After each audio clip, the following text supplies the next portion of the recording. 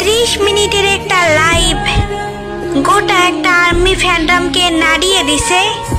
হ্যাঁ, আমি বলছিলাম 6 ডিসেম্বর আরএম লাইভে আসছিল, সেই লাইভের কথা। আরএম লাইভে বলেছে বিটিএস মেম্বাররা বদলেছে, আর্মিরা বদলেছে, সময় বদলেছে। এই কথাটার মানে বুঝতে পেরেছো তোমরা? আরএমও বুঝে গেল আর্মি ফ্যান্ডম আর আগের মতো নেই। শুধু আমরা বলি না, এখন আমাদের আইডলরাও তো বলে আর্মি ফ্যান্ডম আর আগের মতো নেই। ফ্যান্ডমটা শিপার দিয়ে ভরে গেছে। আরএম লাইভে আসছে, তোরা আরএম এর কথা জিজ্ঞেস কর। আরএম কি করবে, কি করতে চলেছে বা কি করবে, এগুলো তোরা জিজ্ঞেস কর।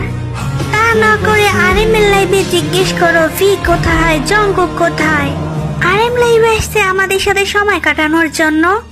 তোরা তার কথা না জিজ্ঞেস করে অন্য মেম্বারদের কথা জিজ্ঞেস করো।